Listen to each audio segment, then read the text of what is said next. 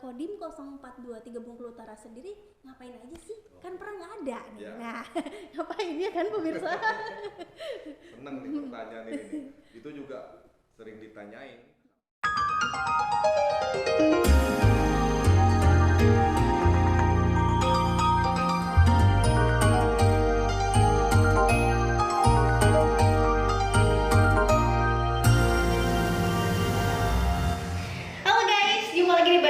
Aisyah Dini Haryati di Radar Utara Official. Nah, di episode kali ini aku kedatangan tamu yang spesial banget. Pakai telur, pakai ikan juga, pakai ayam. Ya bener banget, paket komplit ya pastinya di hari ini. Karena apa? Karena aku kedatangan tamu dari Kodim 042 Bengkulu Utara. Ya, ini ada Dandim 0423 Bengkulu Utara, Letkol Infantri Agung Pramudio Saksono. Ini aku manggil apa? Gimana manggilnya? Abang, komandan, apa gimana nih enaknya? Terserah. Nanti bisa mencair lah komandan. Jangan asik. Ya. Oke. Aku manggil Abang deh ya. Oke ya, fix ya.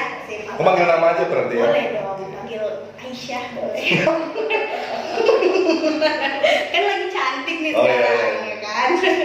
Maaf nih pakai baju olahraga, memang di kegiatan olahraga kita. Ya.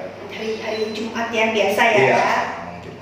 Oke, nah ini pemirsa di rumah ya pastinya penasaran dong, kita mau ngobrolin apa sih di hari ini ya kan, barengan Dandim 0423 Bengkulu Utara. Yang pastinya sih kita bakal ngobrol santai aja sih Bang, kita lebih ke tentara ya kan, terus kegiatan sehari-hari, dan yang pastinya nih kenapa selalu TNI itu pasti dikaitkan dengan yang disiplin yang tinggi ya kan, terus juga gimana ya, kalau saya sih punya teman-teman yang orang tuanya juga tentara tuh diterapin juga di rumahnya. Kenapa sih Bang kok tentara itu identik banget dengan disiplin yang tinggi, itu gimana sih, kok bisa sampai kayak gitu gitu? Oke, tentara itu identik sama disiplin karena memang ada kaitannya sama tugas dia.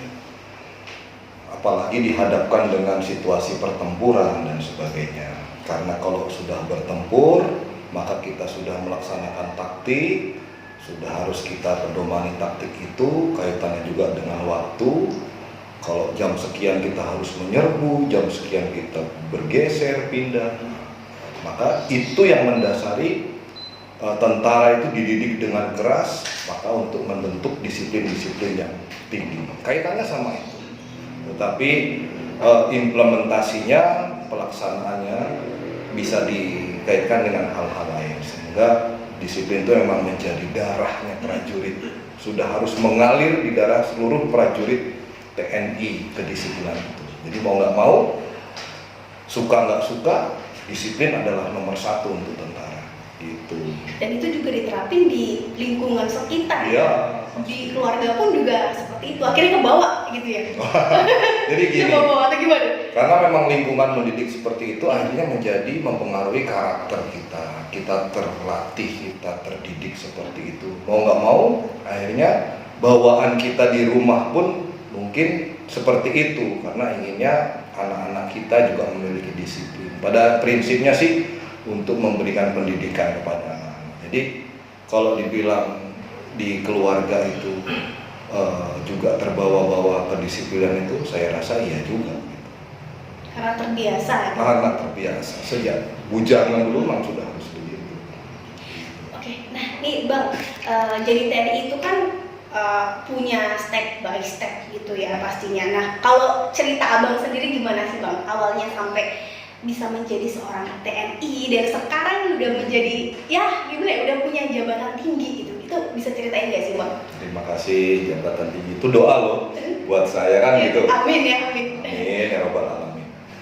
Awal mulanya saya bergabung di TNI, memang kebetulan saya berasal dari keluarga TNI, ayah saya juga anggota TNI, purnawirawan. Beliau dulu juga lulusan Akademi Militer tahun 74. Jadi pada prinsipnya dulu sih orang tua saya memberikan kebebasan kepada saya untuk menentukan jalan hidup saya, profesi apa yang akan saya tempuh, sangat bebas. Namun karena lingkungan, saya melihat ayah saya, kemudian saya besar juga di lingkungan militer, melihat seperti apa sih kehidupan militer itu. Akhirnya mau nggak mau itu sudah mendidik saya sedari awal. Akhirnya juga saya memutuskan, dulu sempat kuliah juga di Gunadarma, Universitas Gunadarma, tapi saya kok berkeinginan menjadi prajurit TNI seperti ayah saya. Akhirnya saya mendaftar. Ya, melalui proses-proses itulah sampai dengan saat ini. Sekarang saya alhamdulillah menduduki jabatan sebagai Dandim. Oh, jadi sebelumnya udah kuliah dulu ya? Iya. Oh, baru daftarnya di TNI? Jadi gini, lulus SMA saya tahun 97 saya daftar, cuman karena belum rezeki saya, aja saya gagal. Ayah saya, udah kamu gak usah sedih, gak usah kecil hati, kuliah. Oke, saya mendaftar kuliah. Saya mengikuti kuliah sampai 1 semester. Di semester kedua itu, saya kok keinginan mencoba lagi menjadi tentara di tahun 98. Coba lagi lah, siapa tahu ini rezeki saya di tahun ini. Kalau lulus, lanjut. Kalau tidak, ya berarti saya lanjutkan kuliah. Alhamdulillah, rezeki dari Allah Maha Kuasa, saya lulus. Dulu nggak kayak sekarang. Dulu itu dulu itu kita hanya daftar akabri. Kita jadi polisi, angkatan darat, laut, udara, semua yang menentukan negara berdasarkan hasil psikotes. Kalau sekarang kan enak. Saya mau masuk angkatan darat, saya daftar di Korem. Saya mau masuk angkatan udara, daftar di Lanut. Mau jadi angkatan laut di mana? Mau jadi polisi di Polres atau di Polda, gitu. Kalau dulu enggak. Jadi berarti memang betul-betul garis tangan saya berprofesi sebagai TNI Angkatan Darat. Gitu. Keturunan ya? Keturunan, alhamdulillah meneruskan ayah saya, gitu. Melanjutkan ya? Melanjutkan. Mantap nih. Nah Bang, dari tahun 97 ya, 97 ya, mulai lulus menjadi anggota TNI. 98. Nah itu kira-kira apa sih? Mungkin ada nggak sih momen-momen yang nggak terlupakan, atau ada tugas di mana gitu yang nggak terlupakan gitu? Ada nggak sih? Momen-momen nggak terlupakan jelas masa-masa pendidikan di Akademi Militer itu 3 tahun. Yang pertama kita jauh dari keluarga, kita sudah harus mandiri. Terus tadi kata ini tadi identik sama disiplin, maka perubahan drastis dari hidup saya sebagai orang sipil dulu berubah menjadi militer. Makan pagi diatur, bangun pagi diatur, makan siang diatur, ada jadwalnya, semua ada jadwalnya. Nah, itu memberikan kesan tersendiri. Belum lagi kehidupan di akademi, ketemu senior dan sebagainya. Seru lah. Dulu kalau pendidikan, kita kok capek ya ini. Tapi kalau sudah dilewati sekarang menjadi kenangan indah masa-masa pendidikan. Kalau tugas yang berkesan itu, ya saya dulu pernah tergabung di Satgas Mobile di Nanggroe Aceh Darussalam pada saat darurat militer. Waktu lagi heboh itu ya? Iya, 2003-2004. Saya bertugas bersama batalion para Rider 502. Kebetulan pada saat darurat militer kita ditugaskan untuk terjun di sana. Kita terjun di daerah Belang Bintang. Setelah terjun, kita melaksanakan operasi pemulihan keamanan karena sudah dinyatakan darurat militer oleh Presiden saat itu. Selama 18 bulan kita di sana. Tapi posisinya ya karena perintah kita laksanakan. Ya tentunya segala macam resikonya ya banyak. Cuman alhamdulillah karena kita terlatih, terus kita juga hubungan dengan anggota, prajurit, rekan-rekan yang lain dengan atasan sangat solid saat itu, jadi alhamdulillah bisa kita lewati semua dengan baik. Berarti masa-masa itu tuh semuanya bisa dijalanin gitu ya? Iya. Karena apa ya? Kebersamaan kali ya. Iya. Ya. Seberat apapun ya. Betul, namanya semua kendala, rintangan, halangan kalau kita hadapi bersama-sama, insya Allah akan terasa lebih mudah gitu. Wah, berarti memang perjalanan panjang ya dari 97 sampai 2021. Ya. Masa-masa sulit ya kan, sampai sekarang ya kalau bisa dibilang udah santai lah ya Bang ya, bisa dibilang gitu ya. Nah Bang, ini pasti dong teman-teman di rumah pada penasaran dong dengar cerita Abang tadi menjadi seorang TNI itu kayaknya sulit gitu kan, tapi kayaknya keren karena biasanya memang gimana ya, ketika anak-anak kecil ditanyain kamu mau jadi apa nanti kalau udah gede, saya mau jadi TNI.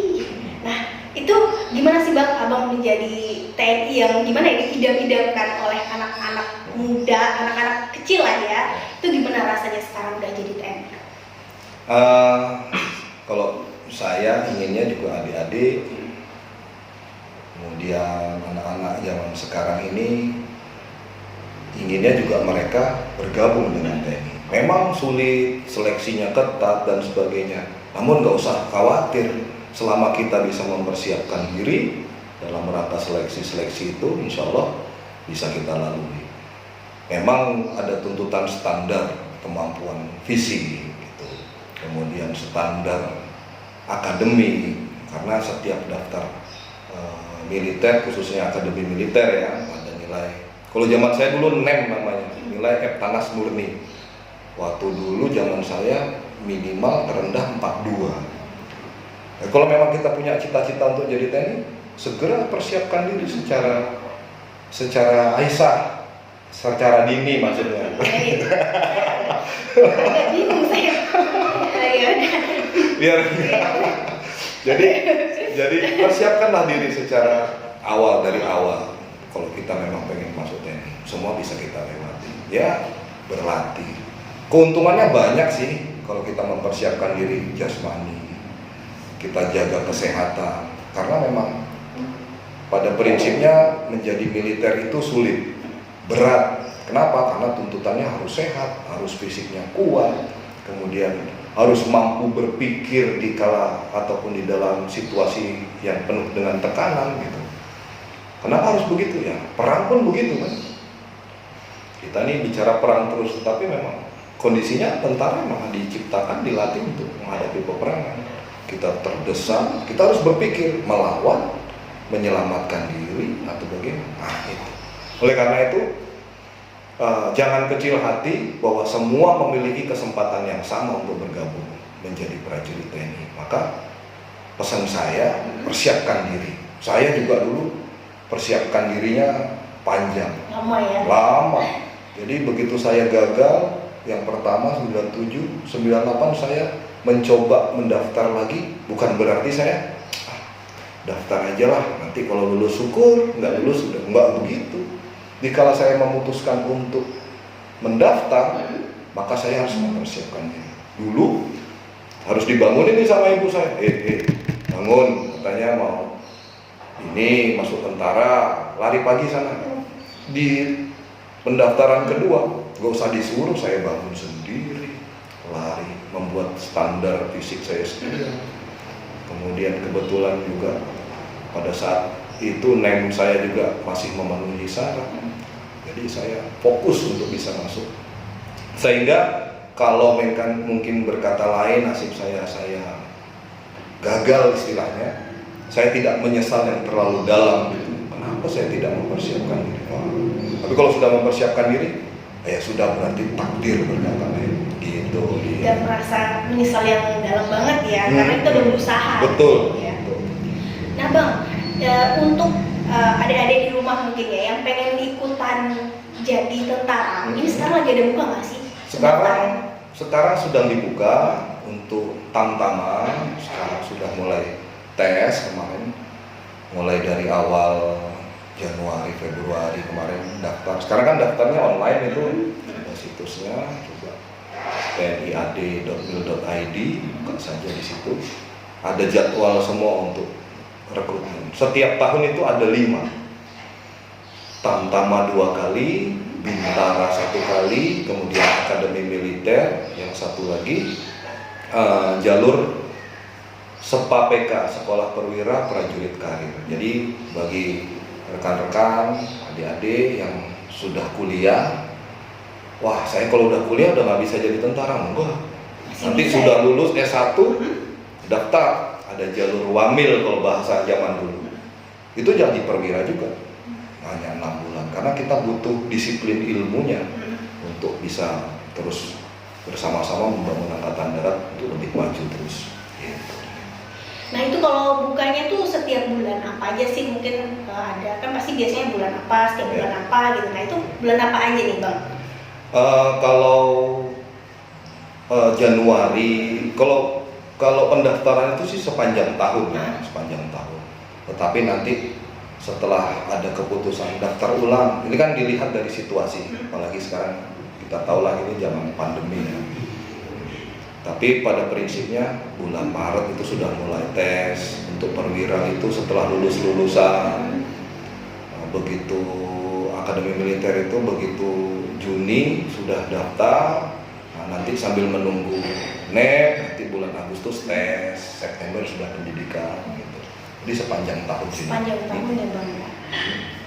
Itu memang untuk lulusan SMA tadi ya. Tapi kalau untuk yang untuk lulusan sarjana tadi itu juga sepanjang tahun juga atau ya, akhir tahun di akhir tahun. Akhir tahun ya, di akhir tahun nanti dia daftar, mungkin mulai buka pendidikannya di awal tahun berikutnya.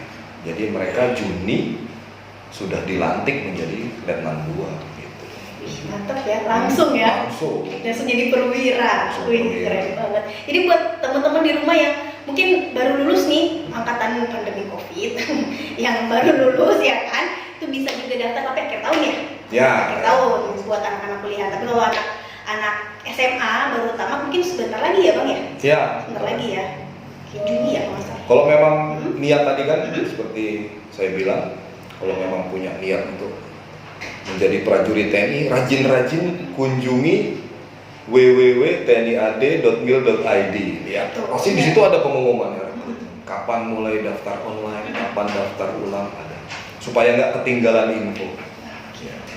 Kalau kita Kodim sendiri ini Bang membutuhkan berapa prajurit sih untuk tahun ini atau sudah dijatahin dari pusat seperti apa? Oke.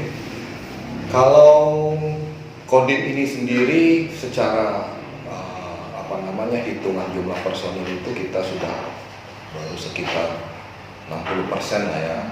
Jadi kita masih butuh banyak personil. Untuk Tamtama yang sekarang ini sedang tes gelombang pertama ini, kita mendapat alokasi Bengkulu Utara 30 orang. Ya.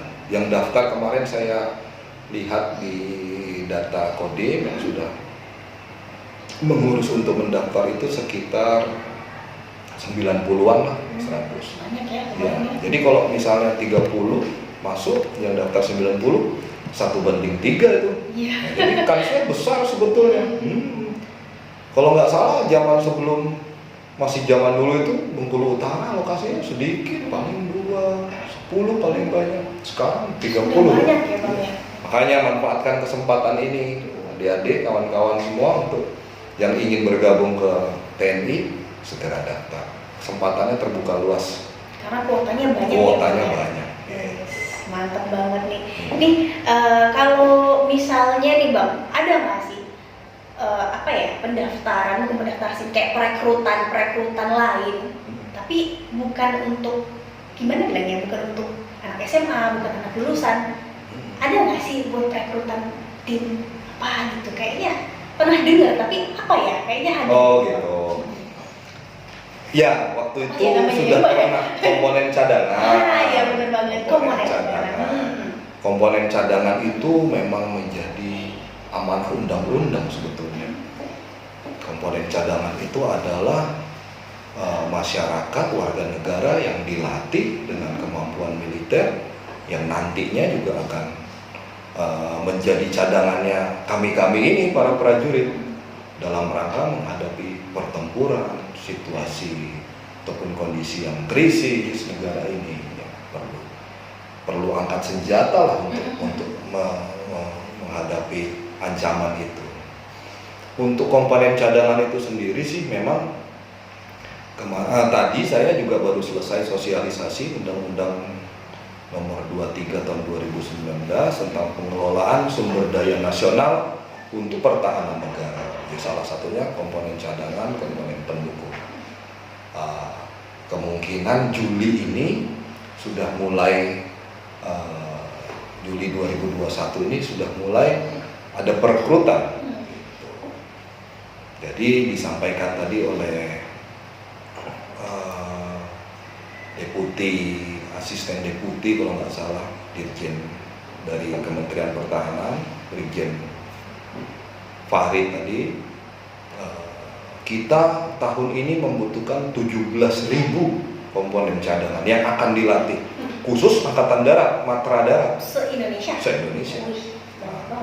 Berapa untuk kuota Kodam 2? Kodam 2 ini kan ada 5 provinsi. Bengkulu berapa masih nanti menunggu konsep. Tapi Juli ini mungkin sudah dibuka.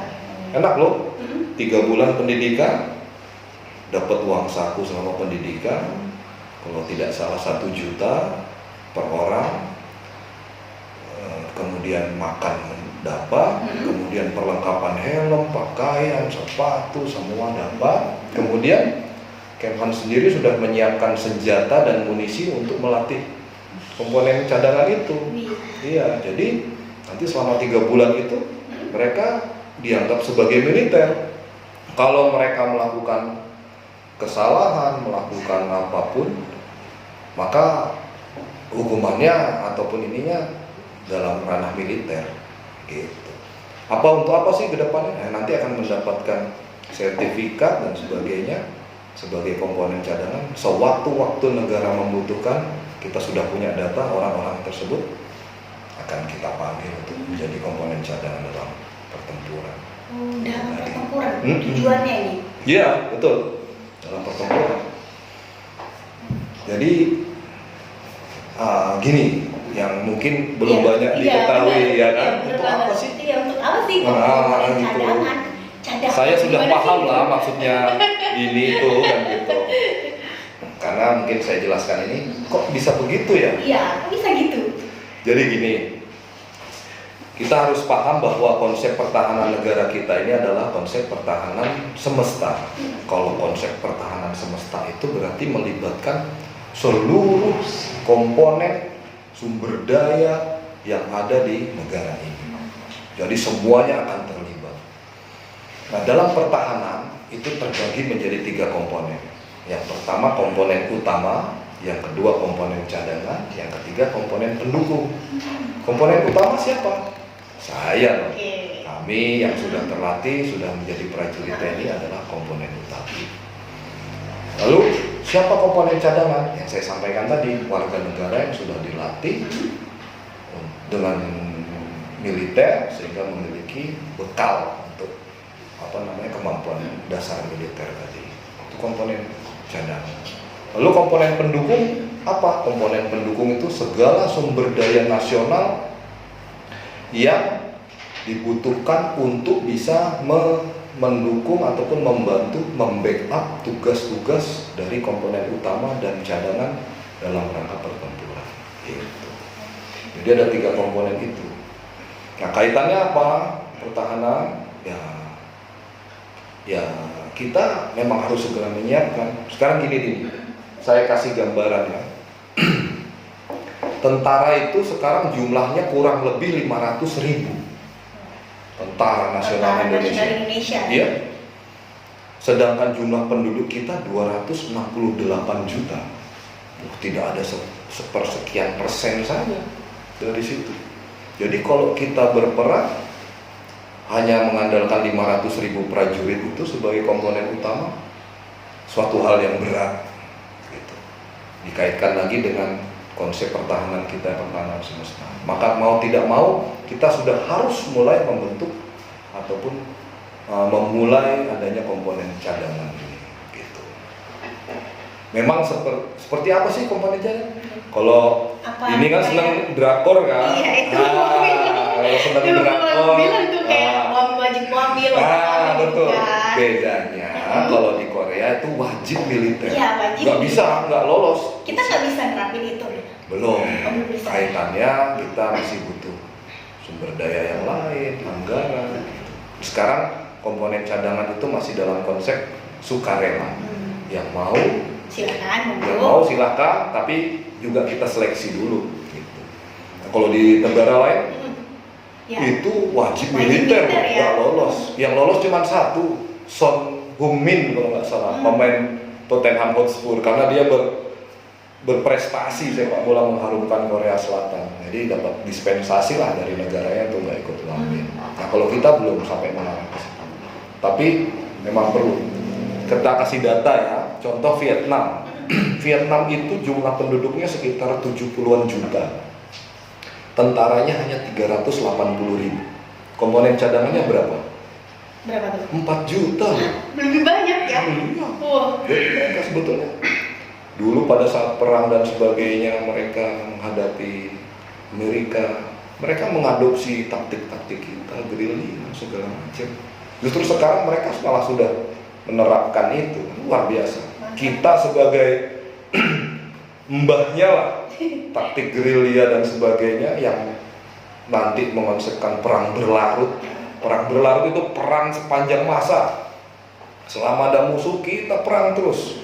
Zaman kemerdekaan dulu, caranya menggigit, tidak menghancurkan, menggigit, tapi mengganggu, merongrong, serangan umum 1 Maret. Palagan Ambarawa, tapi membuat musuh itu. Nah itu konsep kita begitu, perang berlarut. Makanya itu yang menjadi tugas pokok kita. Masih panjang sih kalau mau dijelasin. Panjang banget ya, nggak habis kayaknya, satu bab nggak cukup ya. Tapi nanti saya jelasin biar lebih paham lagi. Nah Bang, tadi kita udah panjang lebar nih ngomongin masalah tentara cadangan, komponen cadangan. Nah syaratnya untuk mendaftar itu apa aja? Mungkin usia atau mungkin ada pendidikan khusus juga mungkin atau gimana? Komponen cadangan sampai dengan saat ini syarat-syarat kriterianya hanya usia. Paling usia yang maksimal 35 tahun. Kalau pendidikan nanti dikategorikan tersendiri. Yang penting sekarang seperti namanya sukarela. Yang penting dia sukarela. Nanti kita seleksi. Mungkin kan ada yang mendaftar tetapi kondisi kesehatannya nggak memenuhi syarat. Mungkin ada sakit kelainan ini itu yang dikala dilatih nanti malah rugi dia. Nggak tahan gitu tahan, ya fisiknya mungkin malah berakibat fatal yang lainnya kita. Makanya perlu tetap seleksi. Yang pertama usia sampai 35 tahun, kemudian sehat badannya, kemudian ideologinya Pancasila. Kalau bukan Pancasila mohon maaf. Kemudian yang paling penting nanti kalau dia sudah mengikuti pendidikan 3 bulan itu, kalau dia sarjana, pasti nanti kita kategorikan dia akan menjadi Letnan 2, Letnan 2 Komcat. Yang pendidikannya SMA atau D3 atau apa, nanti kriterianya dari pusat yang ada lagi gitu. Ya, oh dia setelah ini jadi bintara. Yang mungkin tahapan pendidikannya sampai SMA saja, terus kemudian pengalaman yang lain belum ada, mungkin dikategorikan nanti tamtama. Gitu. Jadi kalau nanti dibutuhkan Komcat, kumpul kita perang. Sudah ada tuh Letnan 2 Komcat, Sersan 2 Komcat, Prajurit 2 Komcat. Tinggal ngumpul, kita perang bareng gitu ya. Jadi tidak ada batasan harus lulusan ini itu enggak ada. Kalau cewek boleh juga enggak? Cewek boleh, tapi nanti saya tanya dulu ya. Kayaknya meragukan ya.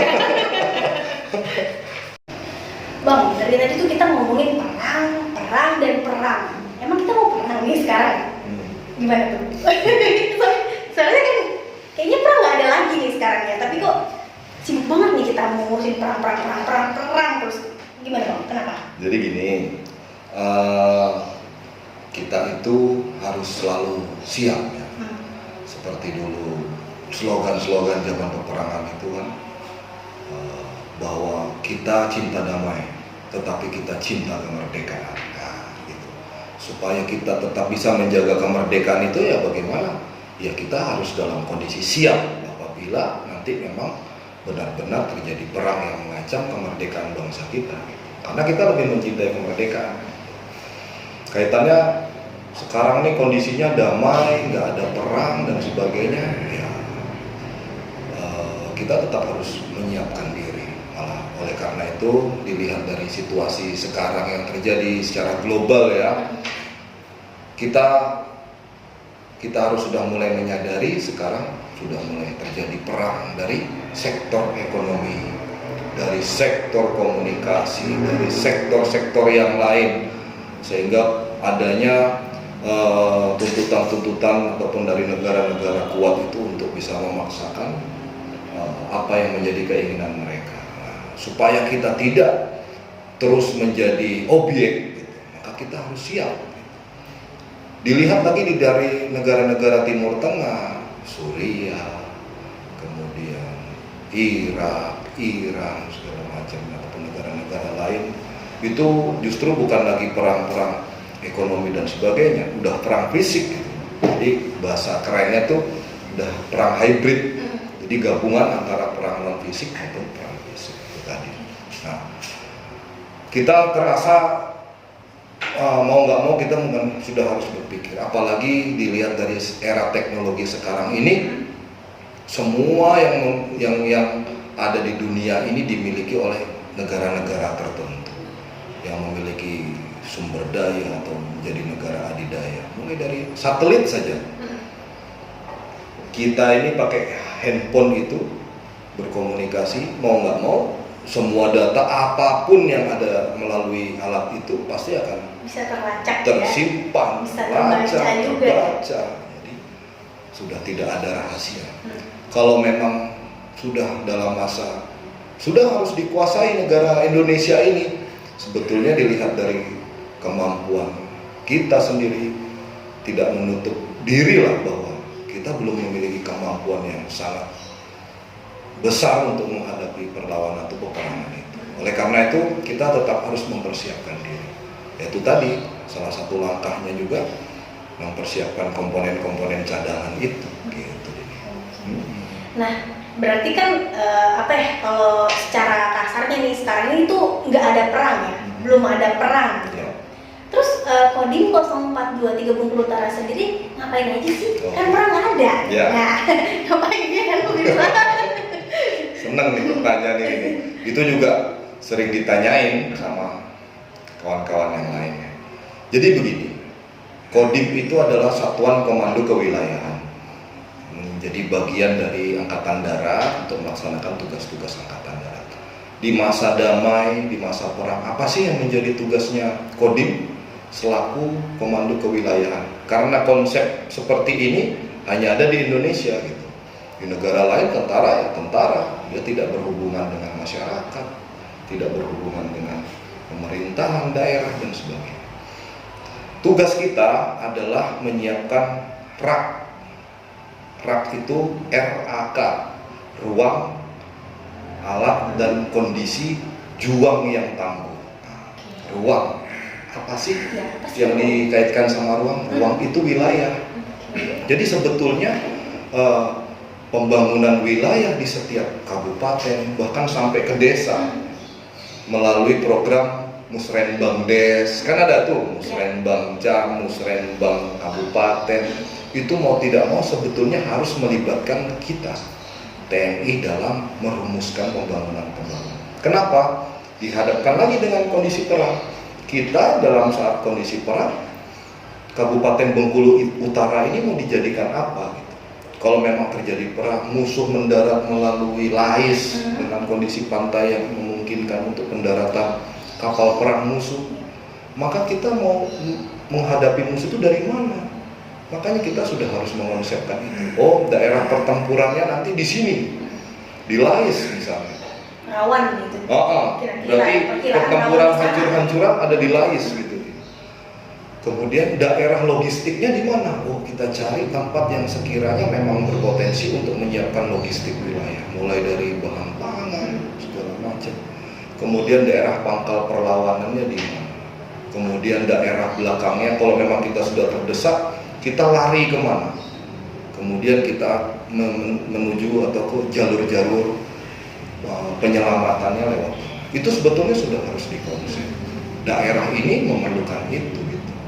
Kalau memang urgent, kita terdesak, kita harus punya daya angkut transportasi yang bisa mengangkut masyarakat, tentara, karena kondisi ini tidak bisa dipertahankan Bengkulu Utara. Maka pesawat-pesawat itu mau mendarat di mana? Maka perlu jalan yang lurus, yang besar, yang halus, sehingga nanti bisa dijadikan tempat pendaratan. Iya. Begitu juga membangun pelabuhan-pelabuhan, itu juga harus bisa didarati ataupun bisa ditempati oleh kapal-kapal perang gitu. Jadi seperti itu. Itu ruang ya. Itu ruang. Ruang. Alat. Alat itu manusia ataupun segala macam sesuatu, sumber daya nasional yang lain-lain, entah itu angkutan, entah itu pesawat, entah itu segala macam Pak, yang kira-kira bisa kita berdayakan untuk menghadapi pertempuran itu. Ya salah satunya kalau alat manusianya, selain komponen utama, kita bentuk tadi komponen cadangan. Jadi alatnya kita latih. Makanya itu tugas-tugas kita. Kondisi. Ya, kondisi sosial. Jadi ideologi. Kaitannya sama kalau di tentara namanya Ipolek Sosgut Hankam. Ideologi, politik, ekonomi, sosial, budaya, pertahanan dan keamanannya sudah harus dibentuk. Jadi pendidikan bela negara, kita memiliki konsep-konsep untuk mendatangi sekolah-sekolah, masyarakat-masyarakat, instansi-instansi swasta maupun instansi pemerintah, kita berikan wawasan kebangsaan itu dalam rangka memperkuat ideologi mereka, kemudian perpolitikan mereka, bahwa politik, segala macam bentuk politik itu dalam rangka untuk membangun bangsa ini sebetulnya.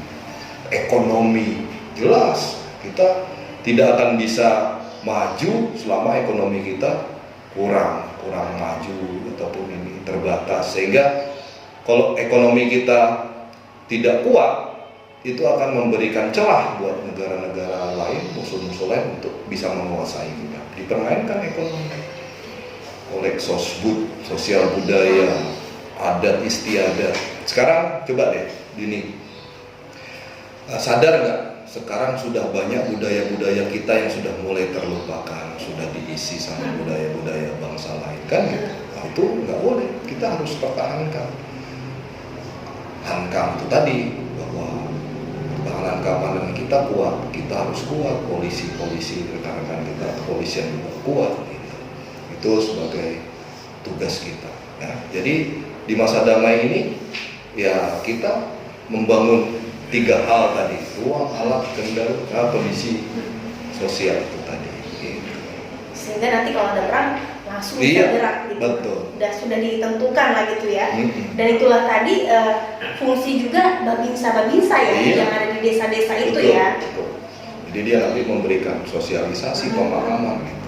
Dan mereka juga yang mungkin memberi laporan lokasi-lokasi ya. Iya, nanti kita sudah membuat konsep-konsep mana sih yang cocok dijadikan daerah depan, mana cocok daerah tempur, daerah belakang, daerah logistik. Nanti kita laporkan, dihimpun oleh Korem. Nah, kalau di Bengkulu begini Pak, nah, kalau di Sumatera Selatan begini, nanti itu akan menjadi konsepnya Kodam. Itu menjadi konsepnya Angkatan Darat. Semuanya berjenjang, gitu. Nah, kalau masalah konsep pun sudah berjenjang, pasti prestasi Abang juga punya jenjangnya dong, ya nggak sih? Boleh nggak sih kasih tahu kita di prestasi Abang apa aja sih yang sudah dicapai sampai sekarang udah jadi dandim? Jadi ngasih kesempatan narsis ini ya? Iya, nggak apa-apa lah, nggak apa-apa, biar tahu gitu kan. Jadi kan jadi motivasi juga buat teman-teman yang mau daftar TNI. Jadi bicara prestasi, semua prajurit memiliki prestasi nih. Semua punya prestasi. Kebetulan alhamdulillah saya juga ada prestasi-prestasi yang pernah saya dapatkan sampai dengan sejauh ini saya bisa menjabat jadi dandim. Dulu saya pada tahun 2013-2014 itu salah satu prestasi saya adalah saya menangkap adanya penjualan aset-aset dokumen, aset-aset angkatan darat, dokumen tanah. Dulu saya tergabung dalam Satgas tim Intel, dipimpin Intel Kodam Jaya. Saat itu ada 6 orang. Kita melaksanakan operasi intelijen di sana. Akhirnya bisa menangkap dan menyelamatkan aset-aset yang sudah hampir puluhan tahun hilang. Itu ada sekitar 37 hektar tanah angkatan darat itu, ya, di wilayah Jakarta. Iya, mau dijual. Tapi sudah alhamdulillah berdasarkan informasi memang sudah lama itu, tapi bisa berhasil kita amankan di zaman pada saat itu saya di Kodam Jaya di Jakarta.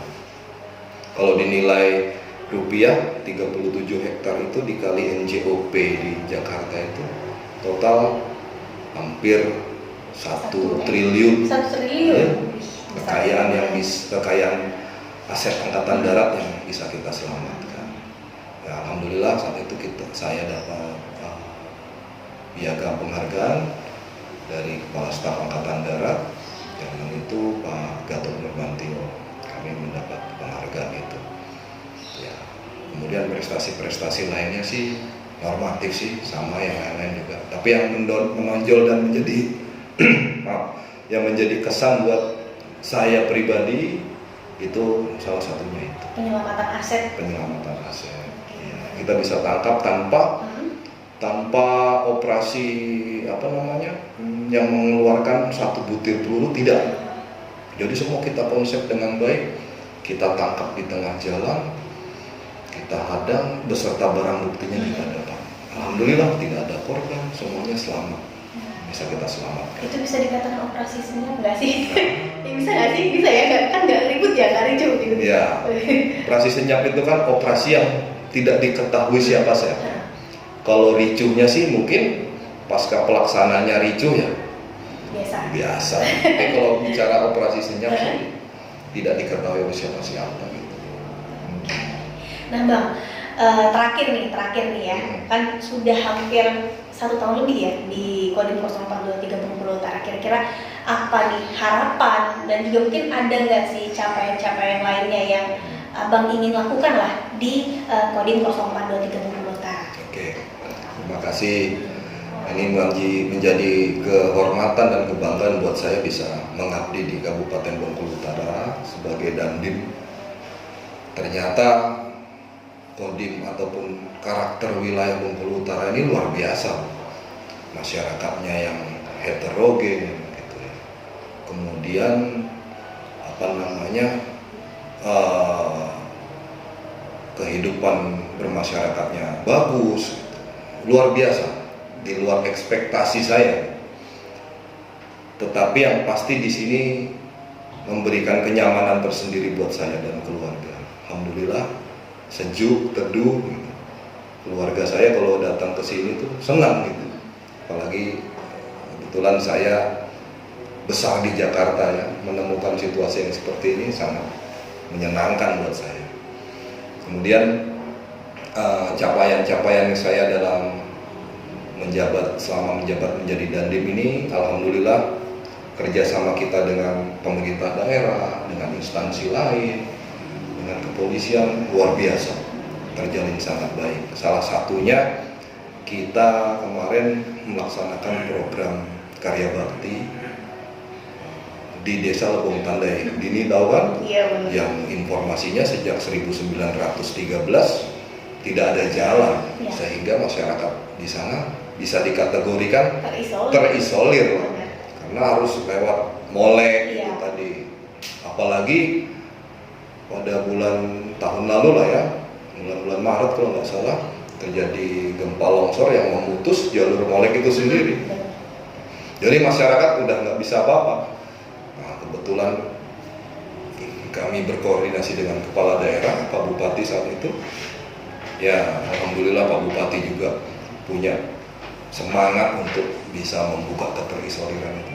Alhamdulillah kita buka sama-sama, kerjasama dengan baik, terbukalah jalur yang sekarang bisa dinikmati masyarakat. Memang belum begitu sempurna, tetapi setidaknya akses itu sudah bisa dipakai masyarakat yang biasanya 6 jam Udah mulai ya. molek dan harus bermalam dulu, Bener. besok baru pulang gitu. Sekarang bisa PP mereka, Bisa pulang naik balik. motor. Jadi beli motor di Desa Lebong Tani sekarang udah berguna betul. Iya. Tidak hanya di lingkup desa, bisa dipakai untuk belanja.